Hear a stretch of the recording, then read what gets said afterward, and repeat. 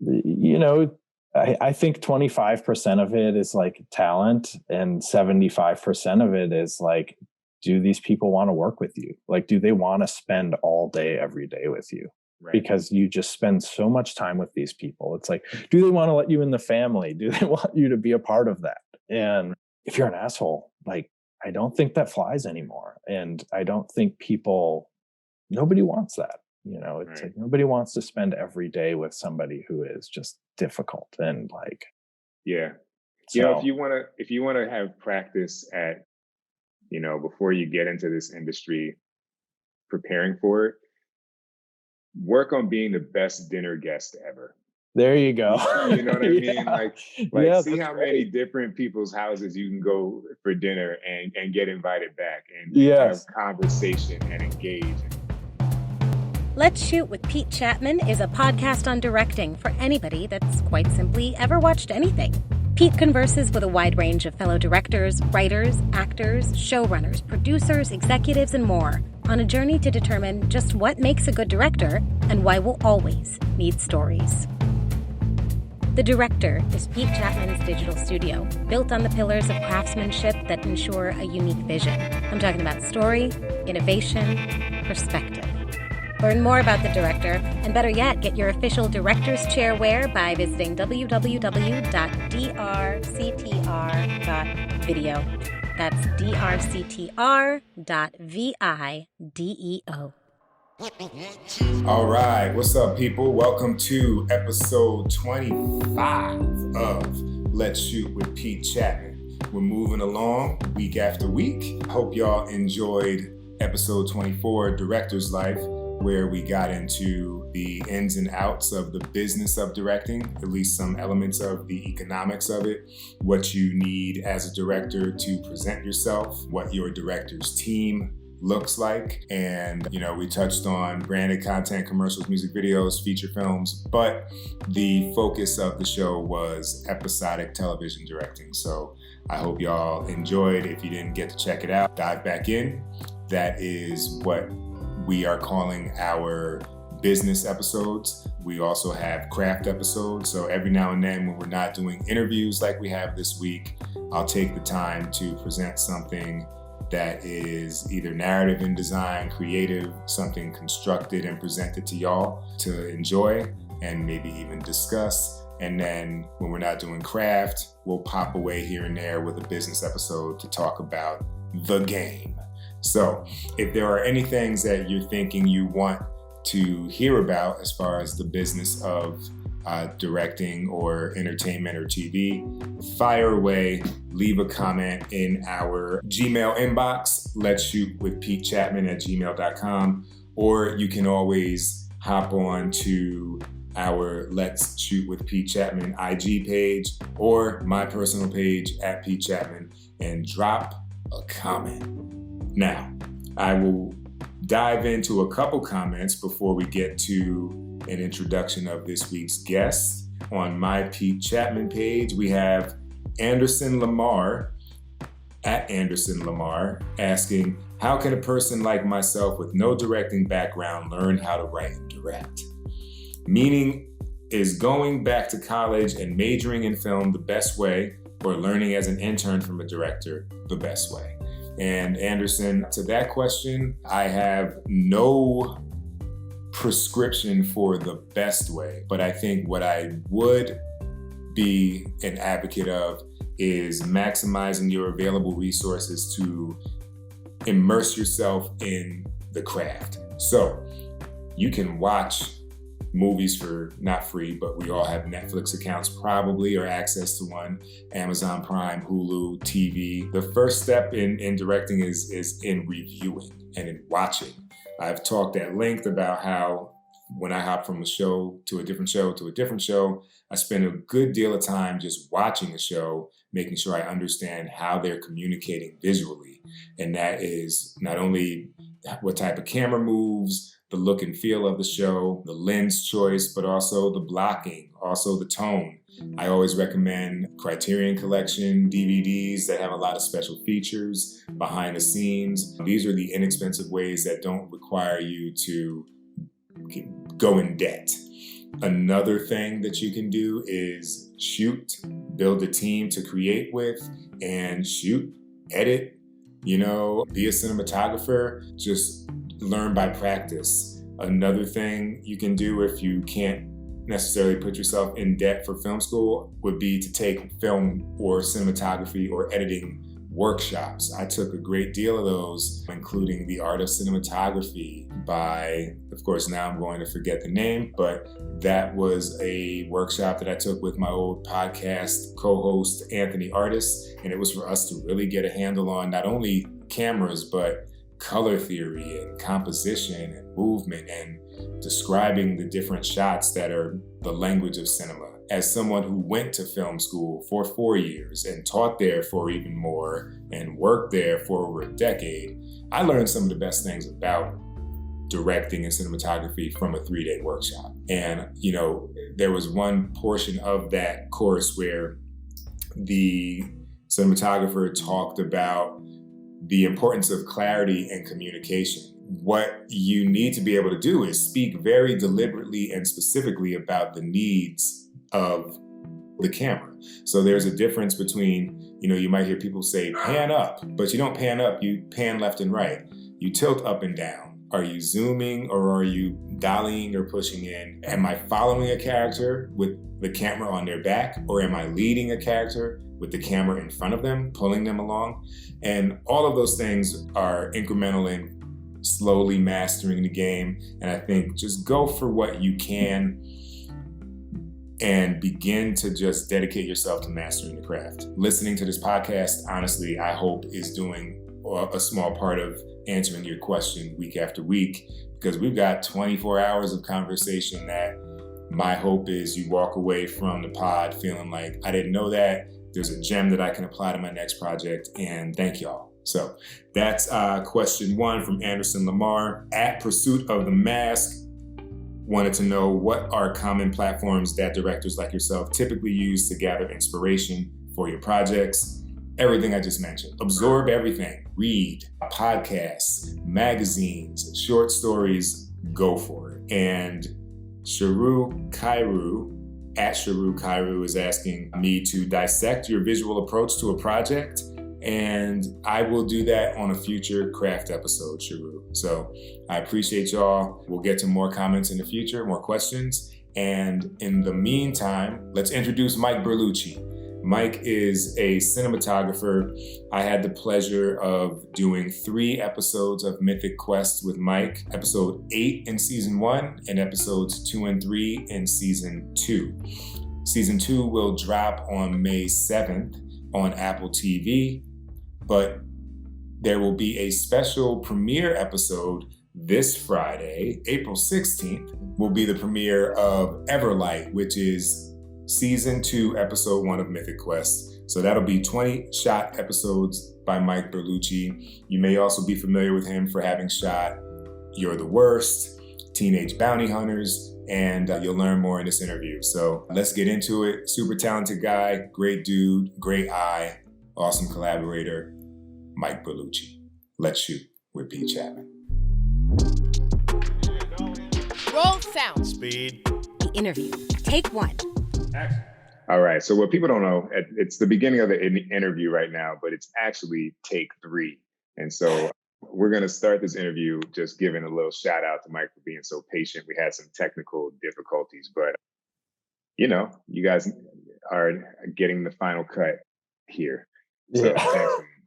No, of course. Thank you, Pete. I mean, it's nothing compared to that quarantine episode. Truly, it's that Mythic Quest quarantine seemed like it was, all easy and everything, but no, it was. Yeah. Well, let's come back to that.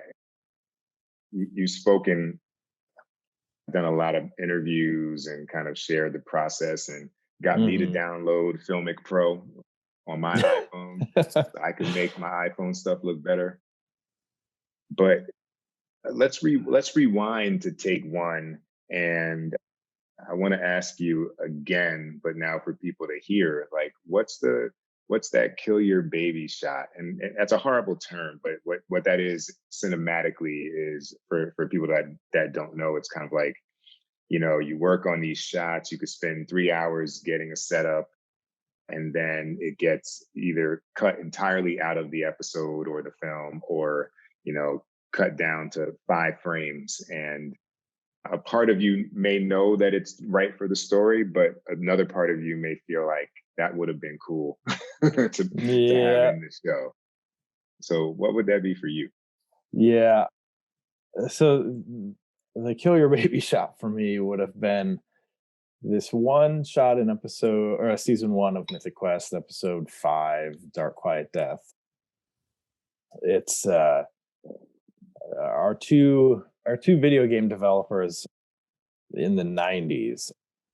They just kind of landed their big sale. Somebody agreed to produce their video game, and it's them running out of this building so excited, and they just like can't help themselves but break into a dance, and they jump up on this kind of elevated round old card display, and they start doing this little choreographed dance together. And we had this shot in mind that was overhead as high as we could go. I mean, it was a massive building, so we needed a 65-foot techno crane, and it was just this overhead that's beautiful. The sun's coming in, and it's kind of spinning and dropping down, and it was a lot of work to get that shot. It took a lot of engineering to even get that thing in the building, to get the piece of equipment in. And when I saw the edit, I was just like, where did this shot go? That one shot that took up so much of our day. And ultimately, it just wasn't the most effective route. We covered it with a Steadicam as well, and our Steadicam operator, Tom Valco, he did such a beautiful job with that shot, and it was just so much more intimate, and it added so much more life to it, where I think you have all these cool shots in your mind, and like you can but once you see them in context, and once you see it in the edit, sometimes it just doesn't work. And all of that time and money spent and energy, it just doesn't. There was sometimes a simpler way to do it. And so, yes, that was a bummer to not see that on screen, but at the same time, it was the right call. So, right. Yeah. Do you think if it had been a film that the shot would have made it? So is there a difference in your mind as a cinematographer as to how you consider your compositions and your shots in TV versus film? Absolutely. I mean, to be totally honest, I've actually never done a feature. I've done shorts and things like that, but in features, I think you do have a bit more time to let shots play out and let things breathe, and maybe make a little more of a meal of something that may seem just very simple. It was a 30-second little moment between these two characters, and in television there are time constraints. The audience maybe doesn't have as much of a attention span for it at times. It also depends on what the show is and who's watching. But for this in particular, it felt, had we have put that in the cut, it just would have, it's just one more like unnecessary thing. But yeah, when, in television, coverage is very important on a lot of these shows, and having your options and seeing the faces. That was a big education for me, because the first few shows I did, I was like, I had a lot of Black Swan moments, where we're on the back of Natalie Portman as she approaches Lincoln Center. Yeah. Long shot. Yeah. And yeah, those kind of shots never made it into the cut. No. And slowly I was being educated to the fact that we want to look into these people's eyes, even if this is an interesting way to tell the story, because we have limited time, and that's what people are here to see. Yeah. That being said, I do think that there is this shift happening in television where people are starting to treat them a little bit more like films, and Right. the audiences are, I think, craving that in a way as well. And it's a lot of the creators are being given, I feel, a bit more freedom to do what they want to do and make those black swan moments. And but it also totally depends on where the show is and who's involved, and Right. the good ones, I feel like there's definitely some, there's room for that kind of stuff. So I'm kind of hopping around thematically, but like you mentioned, the logistics of getting a 65-foot crane into a location. Describe that, right? Because I think a lot of times for emerging cinematographers and directors, like there's this idea of the shots you want to get, but then there's the actual mechanics of getting that shot, and can you achieve it based off of your location demands or constraints. So like what does that look like, and how are you making that call, and how are you picking a 65 versus a 35 foot, Well, that was an easy one. Rob said, Rob, our director on the episode, said, "What is the biggest crane that exists in town?" And I said, "I'm pretty sure it's the 65 foot." And he's like, "All right, we're getting that one." So then we didn't have much of a choice at that point. We had to figure it out.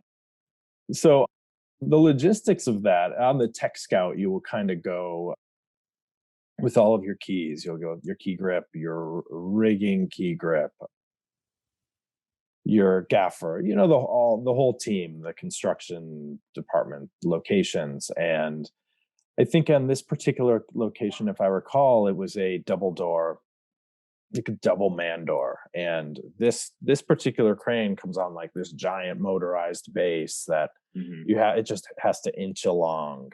So it's just so large and heavy. And so we knew we had to kind of schedule our day with the first half of the day being shot, upstairs, some other little scenes, while they spent the first 6 hours of the day moving the crane in.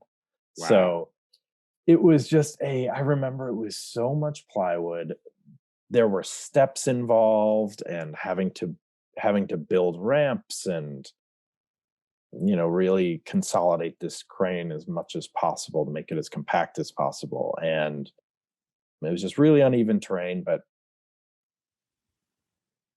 yeah, logistically very challenging to make a shot like that possible.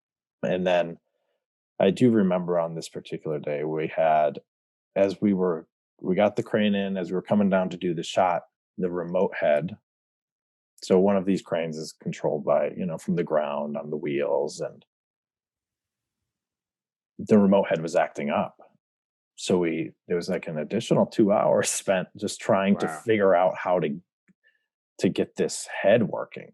It was a brand new head and untested, and So like from a manpower position or a person power position, you've got the crane operator, and then and they're at the wheels moving it left to right, up, down, whatever. And then do you have someone else controlling the actual movement of the camera, or are those the same? So the camera operator is controlling the wheels. They are controlling, which in turn controls the movement of the head.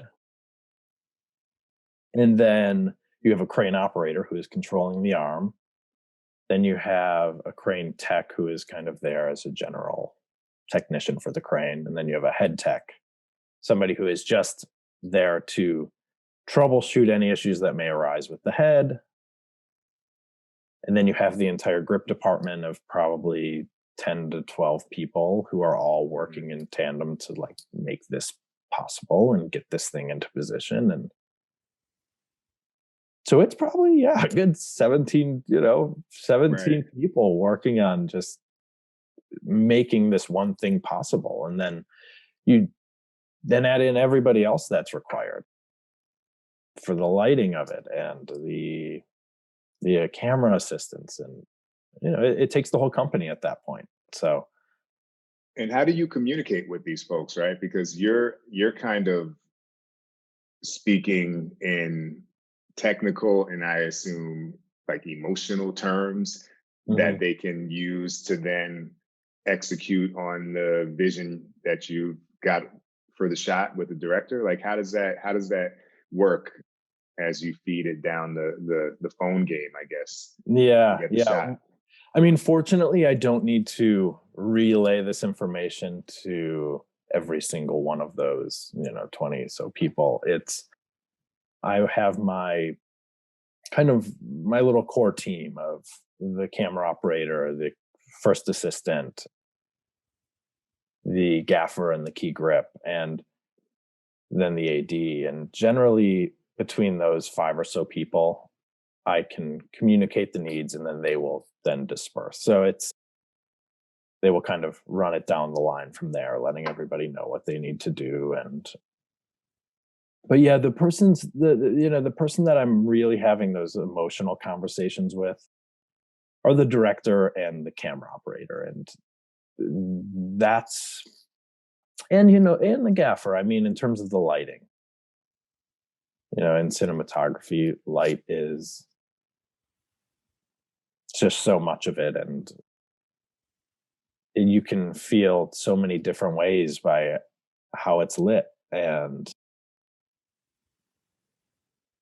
so those are really the people that were having those, like, this is the feeling of this moment or this scene. Those are the people that those conversations are happening with. So before you were, working in tandem with and guiding this 20-person crew for a 65-foot crane, how'd you get your start? Like, what made you want to even get into storytelling and pick up a camera and pursue this career? Yeah, so it kind of all started when I was a kid.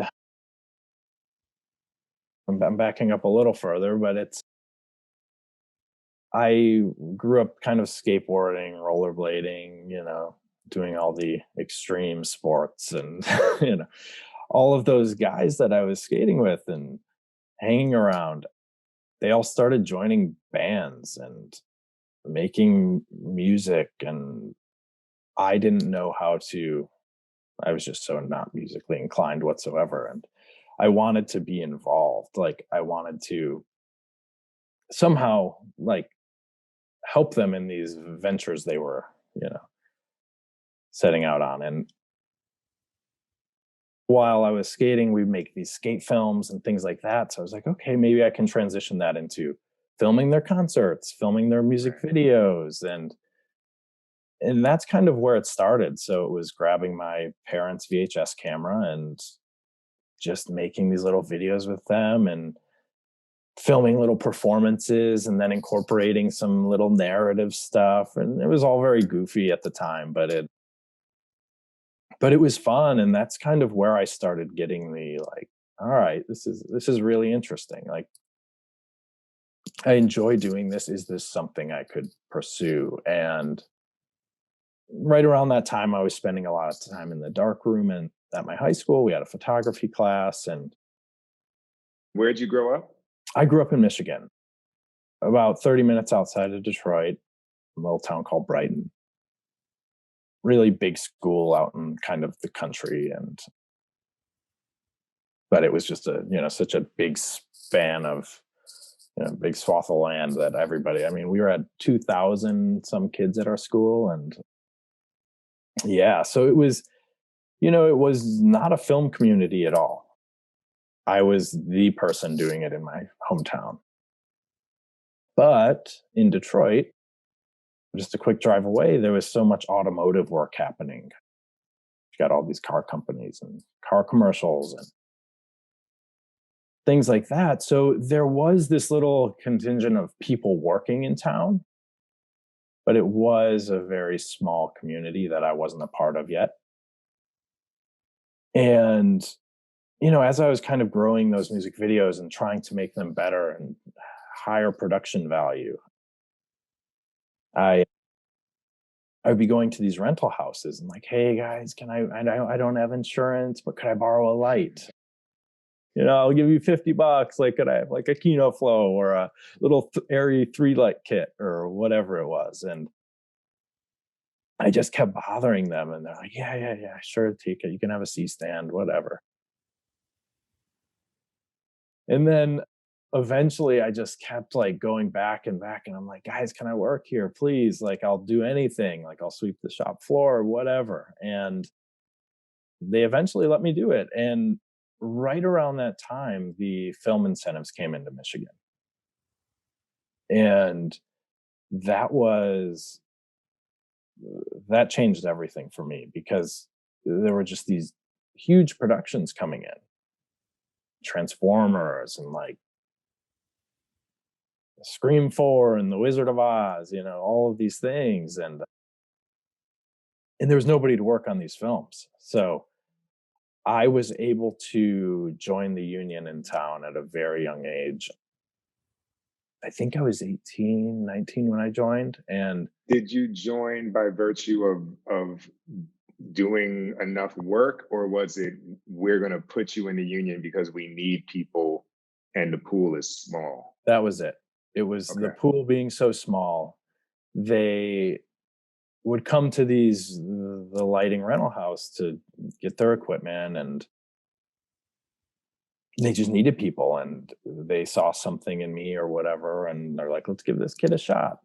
And so I kind of was fast tracked into the local Grip Electric union that way, and started working on these films. And the lighting aspect of it was always so interesting to me, and the camera side was cool. Like, I was into it, but for me, I felt the lighting was more magical. It was more mysterious. It was something that I couldn't quite wrap my head around. Cameras are cameras. The technology changes a lot, but it's right. a little simpler, I think. Mostly you just hit a button and anybody's going to be HD out the box, right? Yeah, so, I mean, the lighting is going to be the difference. Exactly. That's what really makes the difference. You can make an iPhone look amazing if it's lit right. Mm-hmm. And so that was the thing that really interested me. And I would jump on these films that I had no business being on, all the while shooting music videos with my friends on the weekends, and like kind of transitioning. I would start meeting people who were doing the commercials in town. And there's one director in particular, Anthony Garth, who was like the big director in Detroit. He and I met, and he kind of took me under his wing and just started like bringing me onto these commercials. And eventually I was shooting for him, and they were sneaking me on the call sheet as the motorhome driver, but I was like actually shooting because I wasn't in the camera union at that point. So I hope nobody hears that. But, so what was the first? Yeah. What was like the first job? You know what I mean? Where you're like, okay, like I'm shooting this shit. Like, what was that? The first one, I think, that meant, there's two that really stick out to me. One, there was a band that, they were fairly well known around the area, and I think they had a couple big hits that kind of traveled outside of the city, but they were called the Von Bondies. It was my first job with Anthony, and it was a music video, and that was something, they approached me about it, but I didn't want to direct at that point. I was like, I want to be a cinematographer. So I reached out to him, and I said, hey man, like I want to do this video, and will you direct it and I'll shoot it? And I said, we should shoot it on 35 millimeter film. They had $5,000 for it. And I was just like, and what year? What year was that? 2008, 8 or 9, maybe. Okay. Yeah.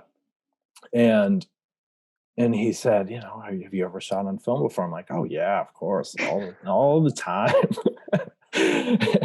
and we did it. He's like, all right, let's do it. So we shot it on film, and somehow it came out miraculously. And that's where I was just like, oh my God, like I'm doing this for real. And right. But there's something about shooting 35 too, man. Like I didn't shoot 35 for a long time. Like I came out of school doing 16, and then everything went to video. And I think I finally shot 35 in around 2008, 2009, and I was like, I've made it. And then it was like, no, you haven't, because now it's all digital. Exactly. But exactly. That 35 look is incredible, man. Yep. Yeah, and the other really good one that sticks out to me was this General Motors commercial. My father worked at GM, and he was always very supportive of what I was doing, and this job I got on, it was a fairly big job. I was just shooting the B camera on it, but we were shooting at his work in his section of General Motors, and like, for him to be able to come over to set and see to see me working and seeing like, oh, there's all these people, and like, he's got a big camera. I was just like, damn, this is really like just a great moment. He came over and ate lunch with us and brought all of his buddies, and look at my son. So that was really pop. Cool. Yeah. That's awesome. That was the other one that really stuck out. And then as an electrician on a lot of these big films, it was really cool. That was something that I just learned so much more than I think I ever would have had I've gone to school. And I did a semester of community college right out of high school, but I was turning down all of these jobs, being a gripper, an electrician.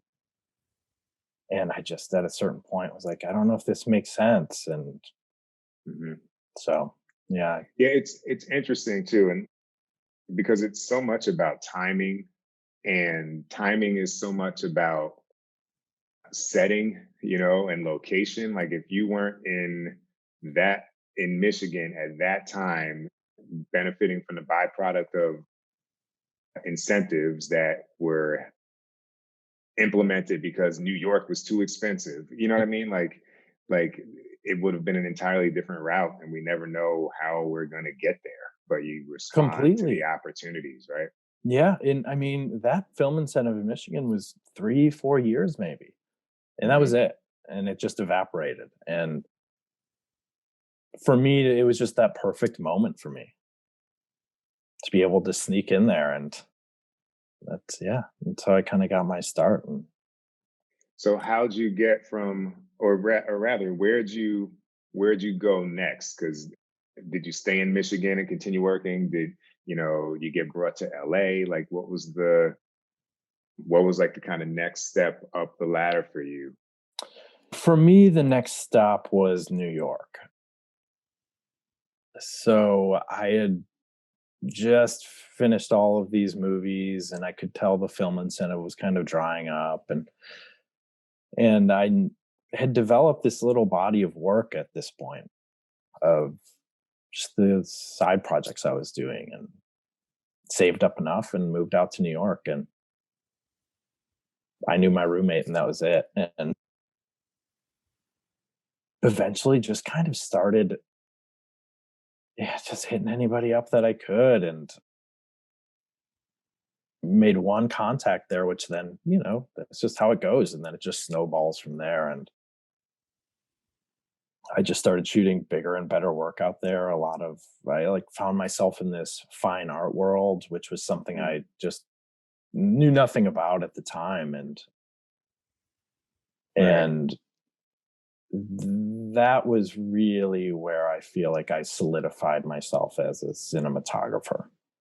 So would that be like a portrait of Marina Abramovic and stuff? That's like right. That? Yeah. So Marina and the Lady Gaga piece we did with Robert Wilson, those kind of things,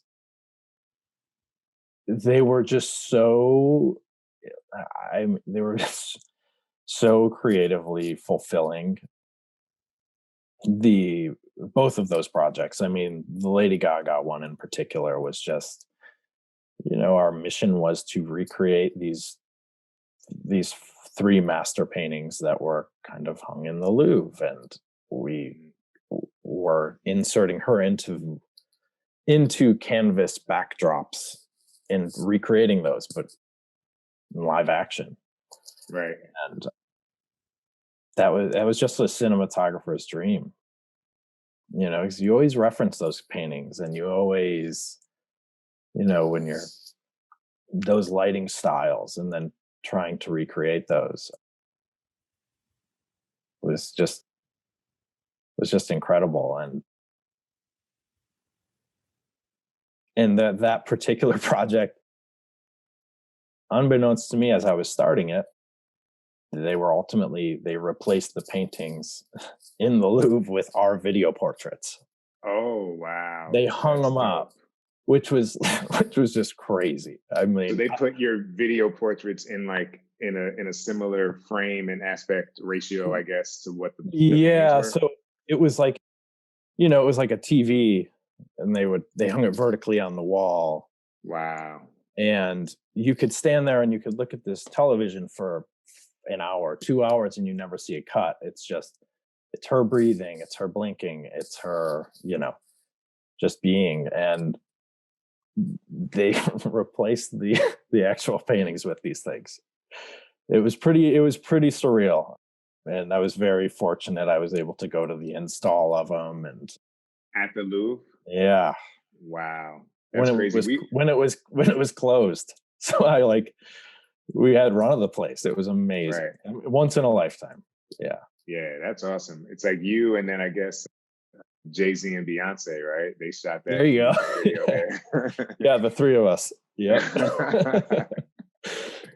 That's dope, man. It's so funny though, how the journey just takes you where it goes, and somehow you end up packing your suitcase with very vital things that help you for your next gig, right?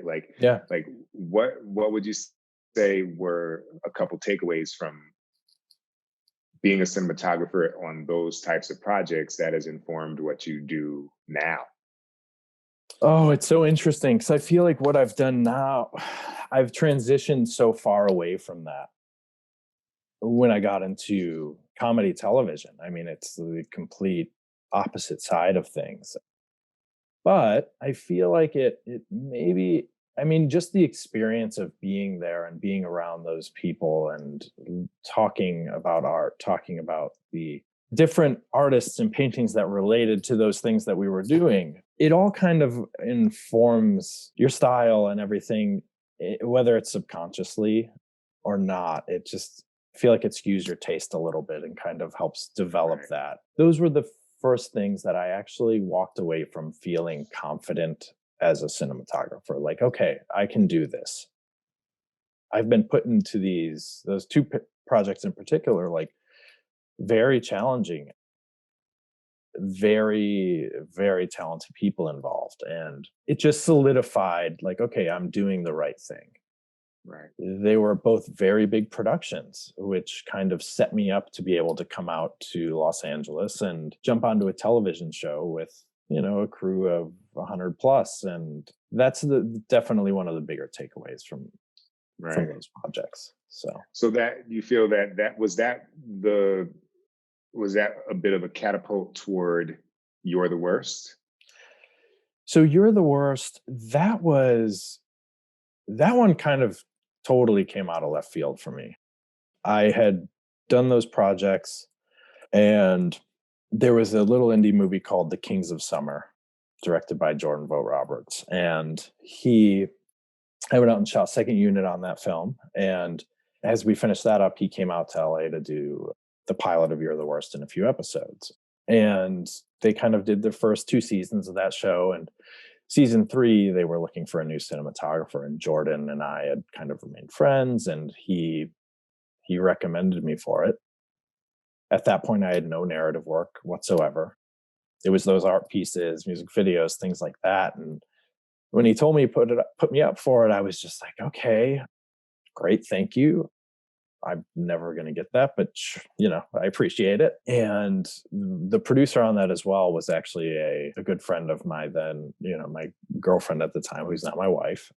So like once my name got thrown in there, she was like, oh, that's Danielle's, boyfriend. Like maybe we should consider him. And then it came down to our showrunner, Stephen Falk. And I remember I put together this website for him that was basically explaining a paragraph of like, I've never done this. I can do it. Here are examples of the commercials I've done where people are talking to each other. Where just like I was grasping at straws trying to find anything that like somehow related to comedy television and the story of You're the Worst. And I think he saw something in there, and then we met and we got along great, and I got the job. So I love that story, man. That's dope. Thanks. Yeah, it was really just kind of putting myself out there in an uncomfortable position, being honest, just telling him, look, I've never actually done this. And I think had I've gone into it acting like I had all this experience with television, or for one, I would have got found out. He would have Googled me and been like, what are you talking about? No, you haven't. But yeah, that was it.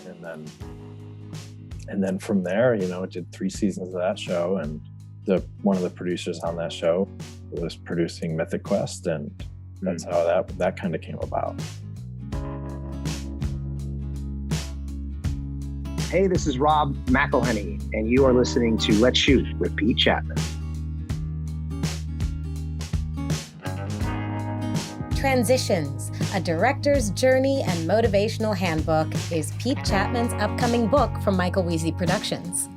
What started in 1993 has been a marathon of persistence and creative pivots, transitioning from indie filmmaker to teaching at NYU's acclaimed film school, to running a production company, to directing television and commercials, and ultimately eyeing a return to the feature films that gave him his start.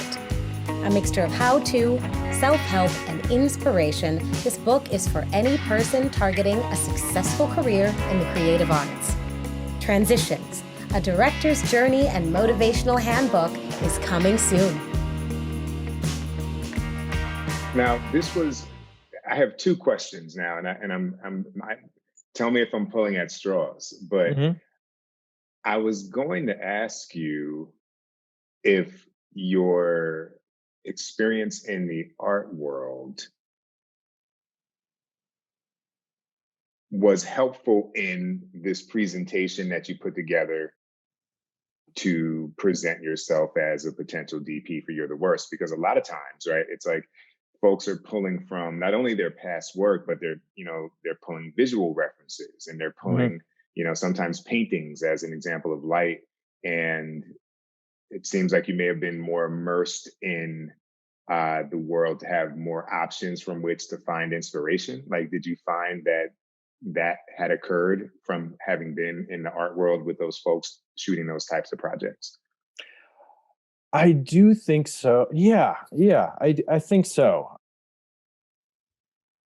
I also think the bigger selling point to somebody who's potentially going to hire me, seeing those types of projects, is the names behind them. Mm-hmm. I think they're like, okay, he's worked with people, real people, like real,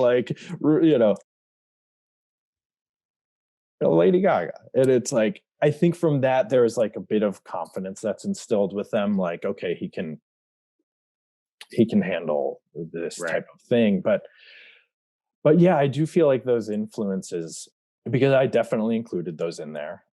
I definitely built out a deck for that show that were references that we used for those projects. And different things that I hadn't known about prior to doing those jobs. And yeah, I definitely think that helped. Yeah. What was like the main difference for you if you came on to You're the Worst? There's a bit of an established look and feel, but then you're going to Mythic Quest and it's season 1, episode 1, cinematographer Mike Berlucci. Like, what are you doing in prep to design that world? Like, just kind of run through what that process looks like, because I feel like that may be a bit of a new thing for a lot of the people listening. Sure. Yeah. So yeah, coming into something that is established versus creating something new, there was a bit of that feeling of like we want to maybe shift the look of season 3, and we kind of want to develop it and improve upon it. It was a beautiful show before then, but they also just wanted to keep adding on to it and heightening it in a way. And so I had a little bit of that experience of trying to like take something and turn it into something newish. But when you jump into something like season 1, episode 1 of Mythic Quest, that was actually a really scary moment for me in a couple ways. We had some references. There were different things talked about, whether it was like the Steve Jobs movie or like the Social Network, and there were different things being thrown around. And generally speaking, I feel the directors and the showrunner and myself, we really powwow and we really, start to nail down a look for this thing. And on Mythic Quest, David was doing the pilot, and David is he's like a very free, That's David Gordon. David Gordon Green. Yes. And he's very free in like finding it as we're going. And, so our conversations were actually pretty limited as we were getting into it. And they were very few and far between. We read through the script and we're like, oh, yeah, this could be cool. This could be cool. And I put together a deck and it's like, what about something like this for this scene? But we never set any hard and fast rules for the show. And that was kind of the beauty of it. And that's why I am such a fan of David and his work, because at any given moment, any scene, we're mixing things up so heavily, just in terms of whether we're handheld or we're like a really long zoom across the room, or these powerful push-ins or whatever it is. There was no hard, fast rules going into it. We knew we wanted it to look real. We knew we wanted it to be honest and have a natural feeling to it. And, we had one set for that pilot. I mean, there was a couple little auxiliary locations, but once we had that set lit, it was kind of, it is what it is. And like our production designer, Mark Worthington, he created such a beautiful set for us, and with lighting in mind. And I came on pretty late in the process. The set was already designed. It was already, partially built. And I think there may have been another cinematographer involved at some point. I don't exactly know, but I did come in a bit late to the game. And so there was a lot of these things that were already in place in a way. No lighting or anything like that, but the windows were where the windows are. The skylights were where they are. And are you coming in and saying, okay, I think this should be a pullable wall. I think, we should design this one a little bit bigger because potentially it's going to be somewhere that lives with dance floor and camera dollies. Like, would you be involved in those combos, or is that more of the production designer presents it to you and you're like, yay, nay, or yeah, yeah. In a perfect world, yes, I'm on as early as possible, and we're kind of developing all of these things together. But more often than not, when I'm coming into a new show, the sets are drawn up at this point. They may not be exactly to scale. Like I may be able to have some input on like, okay, let's move this, let's open this room up a bit. Let's pull that wall, make it pullable. Put a camera port here, there. Let's add a window here. And fortunately, when I did come into Mythic Quest, there was still time for that. I was still able to kind of say like, okay, this wall we should make pullable. Ports are always easy. You can cut a hole in the wall and stick the lens through and cover it up with a picture. Right. But yeah, in terms of where all the light was coming from, that was kind of already in place at that point. Because the designers, the production designers and the art department generally starts quite a bit ahead of the cinematographer in television. Oftentimes a DP will get 3, 4, maybe 5 weeks of prep on a series, and then the designer will be on for a month ahead of that. So, right. And, if you're lucky enough to kind of get in there, maybe not on the clock at that point, but in those conversations early on, yeah, the sooner the better. So, yeah, I ask because I feel like sometimes I've shown up to environments where I feel like the language of the show is not necessarily supported by the design of the set. Sure. And so you're like you realize this is like a 5-person family, and you put a lot of scenes in this room, and we're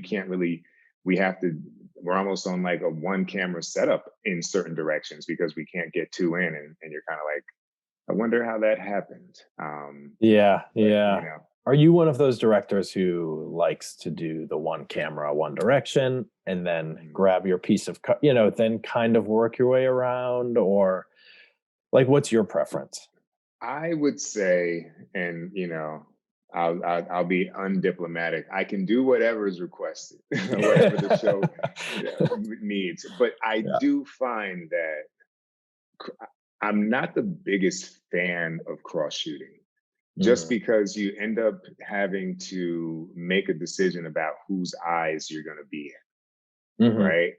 Because someone you can be right in their eyes, and then someone you have to be a little bit off axis. And that just kind of feels not ideal to me.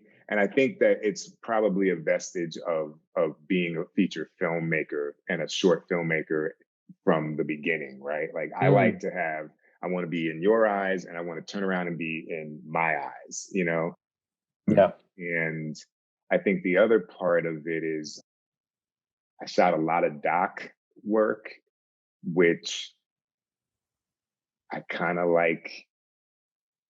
I find sometimes when you're doing 2-camera setups, and tell me if you agree, I find sometimes like I'm in these positions where folks are trying to make both cameras work full time in the shot, and it's compromising something, right? So like you're making both cameras work in one direction, but it's like, if let that camera lose the scene for 10 seconds so this one can get in there and get like the moment, and then we'll fall back in where you can get it. And I've found sometimes it's almost like it's so ingrained in some crews that you have to get everything working all the time that you find resistance when you're just like 1 camera setup, as if it's not being efficient. But sometimes you gotta tell a story. So long-winded answer, but yeah, I find I want to be in people's eyes, man. I want to be, I know there's like speed and time and scheduling that you're fighting, but as much as we can be in people's eyes, I feel like that's where the story lives. That's where the story lives, in the emotion. And yeah, that's how you tell if somebody's happy or if they're sad or if that's where it's at. Right. So I agree with you. I mean, I am a fan of letting something not work for half the take, but you're getting something really hero with one of the cameras. And cross shooting can be really challenging. Your blocking becomes so limited at that point as well, because it's like, okay, if you move a little to your right, now we're just digging into that other camera. If you move a little, you just kind of fall into a very static, like, blocking situation. I feel like we've got pretty good at it on Mythic Quest in terms of when we do find ourselves in those cross-covering positions. Like, I feel like we choose the right moments to do it. Right. where the blocking maybe isn't so, they can just be sitting still. It's not a big Right. deal. So, yeah. I think though that what you've done with that show is cinematic, and because there are times where there are oftentimes moments where there's a commitment to the best shot, right? Like I on some shows I've gone to, I found like, oh, if you ask to pull a wall, you know, you're looked at like you're Stanley Kubrick, you know, you know, Yeah. and it's like, well, but like I was watching our episode before we got on, and I was like, oh yeah, I remember in David and Brad's office, which was pretty tight. You know, like there were, and I think from your expertise after season one, season two, it kind of had a few more portals and some walls that were pullable that weren't like that. But there's like cool stuff where it's like, all right, pull the wall so we can put the camera right over the computer, you know, when they're looking into it, and that can be the master. When typically on some shows they'll be like, well, you got to master from the door because that's where Yeah. you can put the camera. And it's just, you know, there's more comedy sometimes in in the shot that just gets you in people's eyes in a weird kind of wide angle lens. So Yeah, 100%. And that was a really cool thing about all of the people involved on Mythic Quest is when I proposed all of these changes for season 2 to the set, everyone understood, and they're like, "Oh yeah, that's fine." The office could have had some work done between seasons. No big deal. There wasn't like that commitment to like continuity, making sure that it was exactly the same as the first season. They said if this can improve the look of the show and make our days more efficient as well, by all means, let's do it. so last week's episode was about the business of directing, and I kind of hopefully, you know, pulled back the curtain a little bit and shared like, and I'm not asking you to do this, but I shared like what the minimums are for, you know, TV, because it's all pre-negotiated by the DGA, what your time guarantees are as far as number of days, et cetera. But I also got into like the economics of the job for me, which are things like making a reel, you know, making a website. You know, at a certain point, it was owning a camera. What are for folks who are looking to follow in your path, like what are the economics of a cinematographer in terms of being able to present yourself as such, you know, and being able to, you know, do as much work as possible? Should you own a camera? Like, what are your thoughts on those questions? Well, yeah, I think starting out, having access to something that you can get quality images out of, whether it's as simple as like a Sony A7 or, you know, even your phone, like there are ways at this point, like everybody has access to it. But if you want to start kind of getting those jobs and like a little step up, owning a camera, I do think is smart. I personally, I don't at this point, but when I first started, I was working before I was doing the Grip Electric thing, I was working at Kroger, our local grocery store. During the day, I was inspecting auto parts under a microscope at night, and I was just saving as much as I could to buy the Canon XL2, if you remember that. Oh yeah. And that's when I really started working, like as a shooter, and you know, because I had a pretty decent camera at the time, and you know, it shot 28 days later. Like that was its big like claim to fame at the time. And so having that, it was huge for me.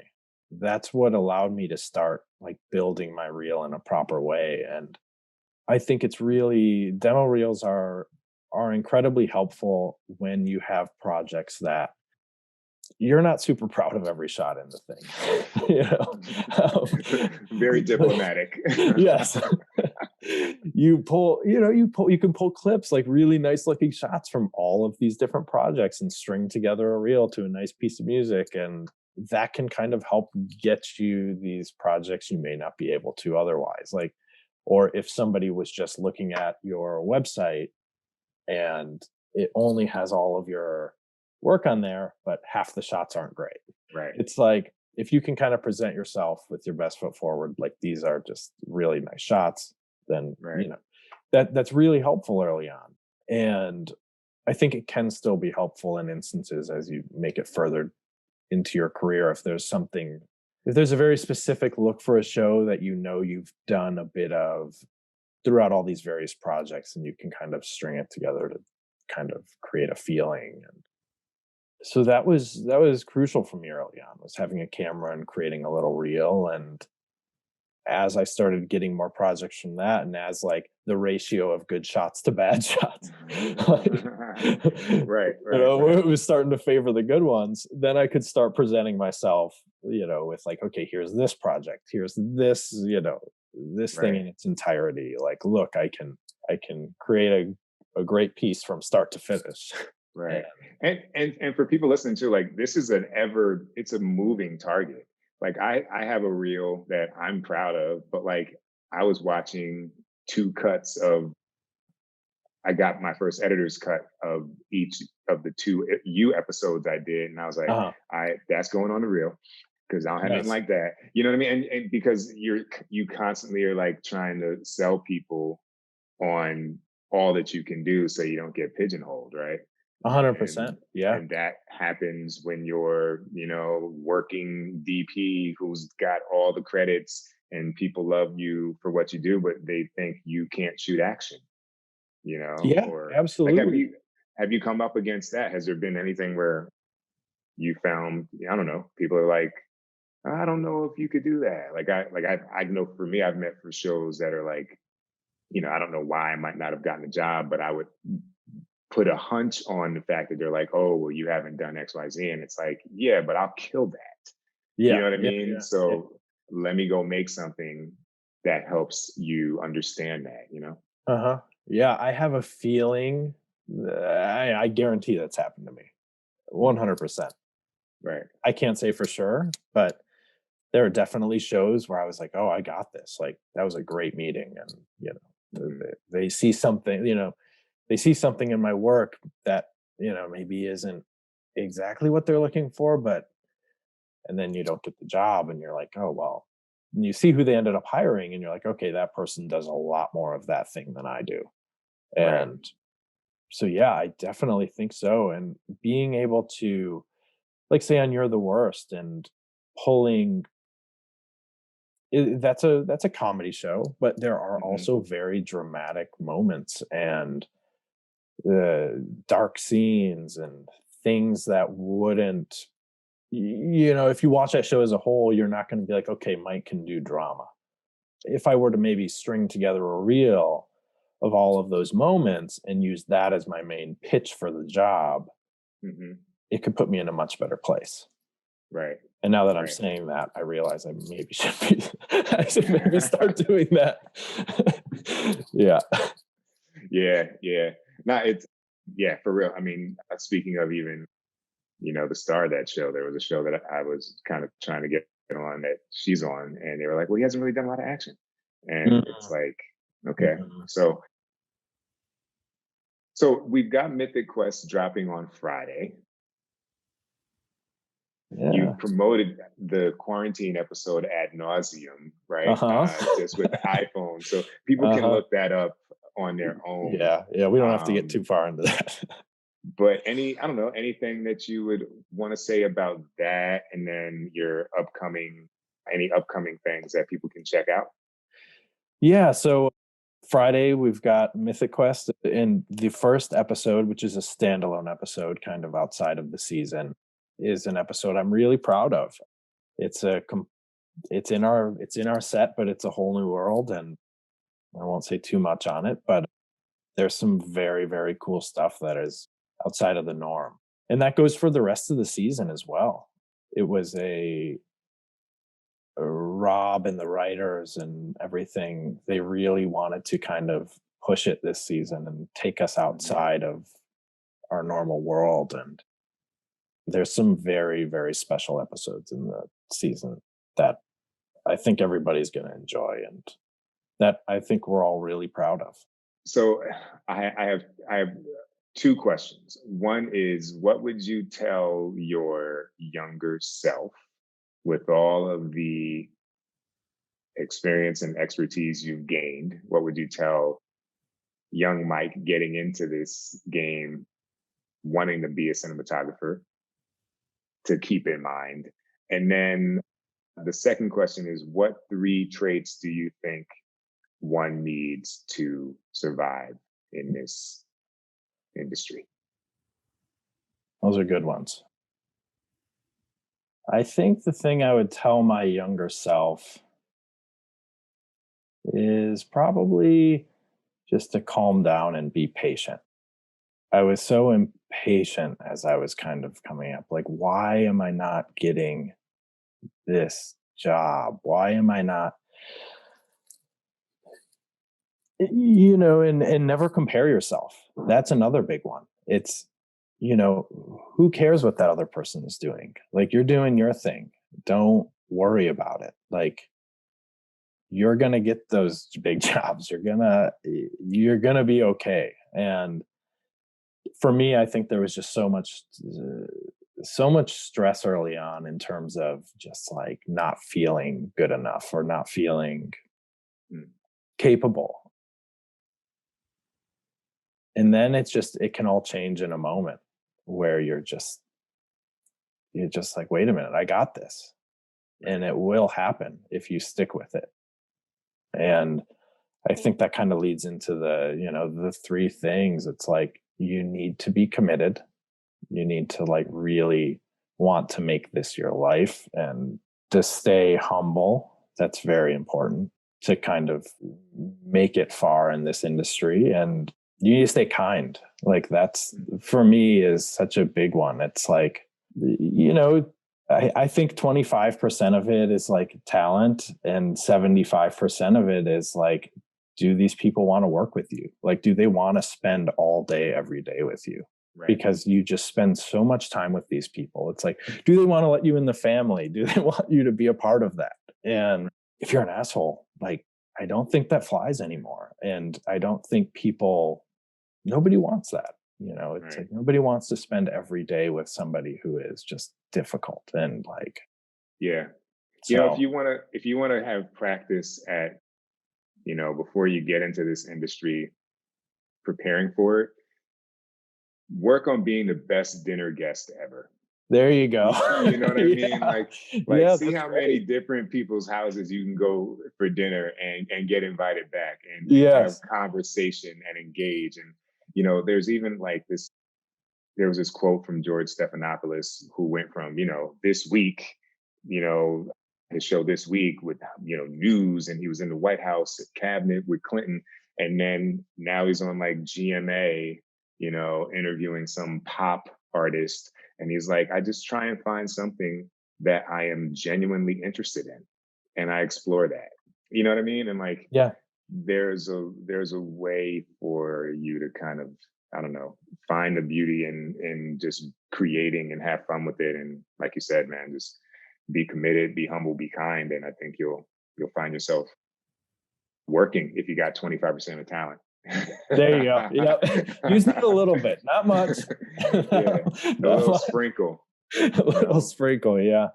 But for me, that's I think it's been very important to kind of get to where I'm at, and it's a great anecdote though. Be the best dinner guest you can be. Yeah, man. I love that. Well, look, you're one of my favorite DPs to work with. We shared that with you before, but I feel like I know we'll always shoot some cool shit. It'll be collaborative. You'll have my back if I overthink something. You know what I mean? Like, always. Maybe this is a little simpler. Yeah, and you'll have mine, Yeah, man. Well, always a pleasure, man. Mike Berlucci, ladies and gentlemen. Thank you, Pete. Thanks for having me, buddy.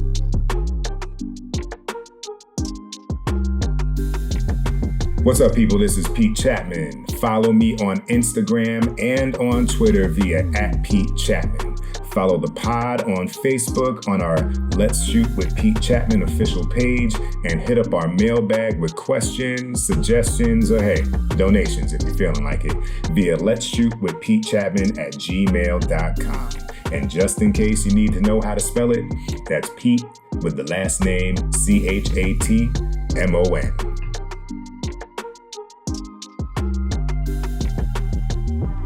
All right, so that's episode 25 of Let's Shoot with Pete Chatmon. Our guest was Mike Berlucci. And as always, y'all, stay safe, spread love, and keep creating. Next week, we'll bring you director Carl Seaton, and we'll talk about his journey from 1 week to Snowfall and beyond. Peace.